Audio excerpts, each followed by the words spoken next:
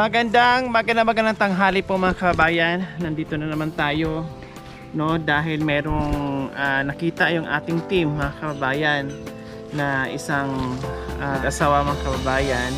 Nabulag daw po itong mister dahil nasuwag ng kambing. Kaya titingnan natin dahil yung naging cause daw po mga kababayan, isang mata nasuwag, and then parang naapektuhan ata yung kabilang mata, no? Kaya parehas nang hindi makakita. Nakaka-relate ako mga kababayan dahil ako ay nasuwag ng kalabaw. Dito din po mga kababayan. Kaya lang hindi pumasok sa mismong mata ko, sa gilid lang. So wala pang isang inches, no? Kamuntikan na po talaga mga kababayan at dumugo ng kay dami-dami. Akala po. Tao po! Magandang tanghali. Pasensya na sa aming disturbo. Anong pangalan ni Lola? Lenora Daos po. Ilang taon na si Lola Lenora? 27 po. 77. Kayo po Lolo, anong pangalan niyo po? Ernesto Daos. Si Lolo Ernesto. O ilang taon na po si Lolo Ernesto? 77 din. 77. Parehas. Parehas din. Lolo, ano po ba ang nangyari sa mata nyo? Ay, itong isa na ng kambing noon, bata pa ako. Nasuwag. Ay, bata pa po kayo noon. Mga ilang taon po kayo noon? Mga 8. 8 years old. So tapos, Ito na Pektaran. naapektuhan. napiktuhan ito yung isa. Bakit hindi po kayo nasugod sa ospital, napa-check up, Nagpa-check nagamot? ako noon. O ano pong sabi? Pupiran yung isa, sabi nila noon. Pero wala kaming panggasto. Mahirap lang ang buhay namin. Tapos, Wala na. Hanggang noon, hanggang ngayon, naparabayan na. so ibig sabihin, kung naagapan sana, napa-check up at naoperahan, makakita kayo muli. O yung isa lang? Noon, Nung bata po kayo? makakita pa ako hanggang 35 years ko noon. Makakita pa ako noon. Dahil salat sa... Sa pagtatrabaho ko siguro, na apektuhan na. Kahit hindi na operahan yan, ibig nyo sabihin, kahit nasuwag yan noon at hindi na operahan, kahit papaano, may aninag, nakakita pa. Nakakikita pa noon. Kailang unti-unti habang tumatagal at lumalabo at hanggang ngayon na talagang totaling blind na siya, na wala na kayong makita kahit aninag. Hindi makakaaninag pa rin. Ay, may aninag po kay parehas, dalawang mata? Hindi, isa lang. Ito, Yung isa lang? Nabasag yung Yung eyeball. Tapos, sabi nyo 80 years old, pero nakapag-asawa kayo. Wanang Diyos. Ilang taon kayo noon na nakapag-asawa at nakita nyo si nanay? Ay, mga kwan. 25 siguro. 25 kayo nung kayo ay nag-asawa ni nanay. Ilang ang anak niyo po? 5. 5. Wow. O syempre nanay, Pero Nora. Nanligaw si tatay sa inyo, di ba po? Alam niyo po yung katayuan niya na siya ay bulag. Pero Hindi, sinagot niyo. nakakikita pa noon. Meron pa kayo noon, may paningin pa kayo noon. Ay, opo, may paningin pa. At nakalimang anak na, no? O ngayon, kumusta ang buhay, Lolo? Kumusta ang buhay ngayon, Lola Leonora, na si Lolo ay ganyan na? Maganda naman po. Sino po ang naghanap buhay? Paano po yung hanap Kaming buhay? dalawa po. Ano po ang ginagawa niyo po? Talahid po. Magagapas ng kamay. Pati si Lolo? Oo. Buti hindi siya Nasugat? nasusugatan. Hindi naman. Magapasan niya ako. Basta sanay mo po. Oh, so dalawa kayo umaalis at nangunguha ng talahib para sa Sa pagkain po. Sa bukid. Bukid. Ibinta namin. yung kugon. Oo, kagaya nung nandyan. Nangunguha kayo ng talahib. Opo. Tapos binibenta nyo. Oo. Yung talahib, kugon po yon. Oo. Yung ginagawang bahay. Oo. Ay, hindi. Oo, hindi. Gagawin nilang tali doon sa basista. Ipalaman sa tali. So binibenta nyo rin. Opo. Pwede pala yun. Oo, Ganun. nandyan o. Sige, titinan po natin mamaya, ha? Yun talaga ang ginagawa niya sa araw-araw. Hindi Pangunguha naman. ng Hindi talahib. naman. Mainit ngayon.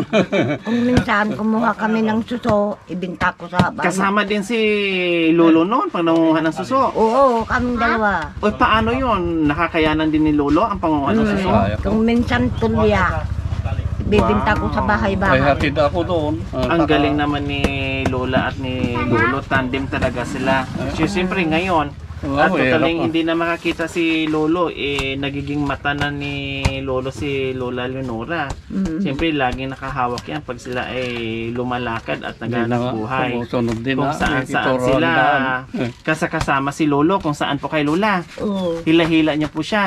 Hindi naman. Sumusunod ako. Sumusunod. Ituro ang daan. Mauna ako.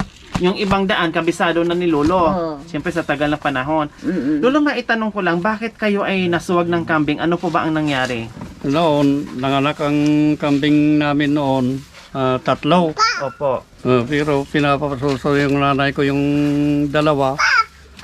Umimik yung isa, nagganon yung kambing, tamang-tama dito sa mata ko. Ako nga, Lolo, ay nasuwag din ako ng kalabaw. Talagang sinuwag talaga dahil Ay, na. yung kalabaw bagong panganak, tapos nagpapakain ako ng usbong ng tubo, kung tawagin kumpay, ganon. Syempre nalilikutan siguro dahil nahawakan ko yung ulo niya, ay talagang sinuwag ako, malaki po yun.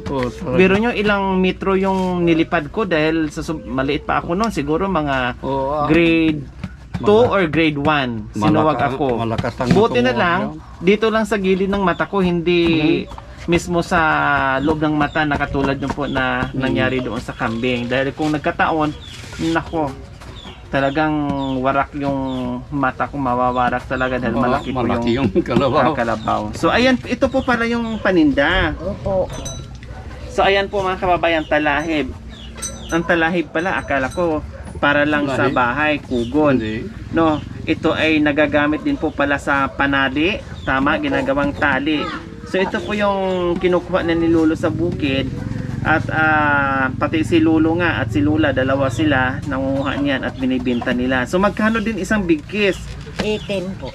18 pesos. So sa isang araw nakailang big kiss po kayo? Kasampo. Makasampo. Araw-araw po yun. Hindi naman. Yung bigkis na malaki, makasampo. 10 bigkis. Mahirap naman. Paano? Siyempre, hindi po lahat may talahib. Hahanapin yung payaan. Oo. Siyempre, nauubos din Oo. Kasi ang kukunin nyo yung mahahaba din, yung mga malalaki na. Marami Maski kaming maliliit kumukuha. po. Pwede. Oo, ganyan. Pwede.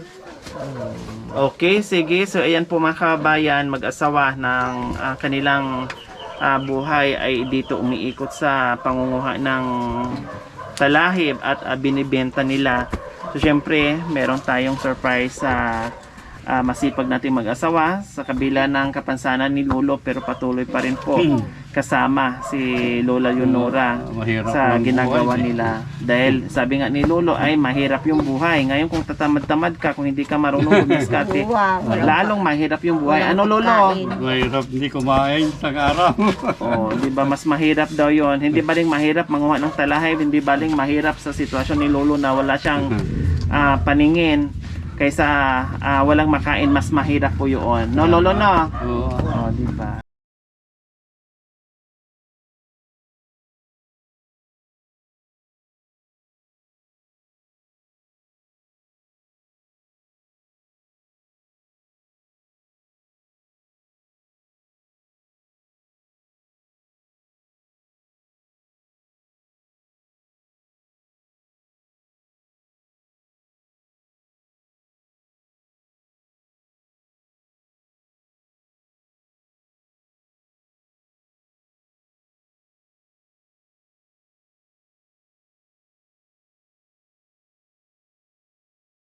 Meron na kayong biyaya na natanggap ngayon, Lola and Lolo. Bukod pa riyan sa bigas at grocery natin, syempre magbibigay pa ako ng cash para may pambiling masarap na ulam si Lula. Ipagluto nyo si Lolo ng masarap na ulam. Salamat. Salamat po yung binigay nyo sa amin. Parang may pagkain po. Ayan. Walang ano man po, Lola Leonora. So, syempre, magpapasalamat tayo sa mga kababayan natin, no, patuloy sa walang sawang pagmamahal sa mga kababayan natin. Ma'am Terry Arca from Seattle, Washington. Ma'am Mary Rose Atencio from Daly City, California. Kopos from Iceland. Maraming salamat po sa inyong ganito ang puso. Naway pagpalain tayo ng Panginoong Diyos araw-araw. Naway ibigyan pa tayo ng kalakasan ng katawan sa araw-araw at naway ibigyan pa tayo ng mahabang buhay upang marami pa tayong masagip ng mga kababayan natin na talagang hikao sa buhay. Maraming salamat po sa mga pagkakataon na binibigay niyo po at sa tiwalang pinagkaloob niyo po sa akin upang lalong mapalawak natin yung ating munting adhikain na makatulong sa mga kababayan.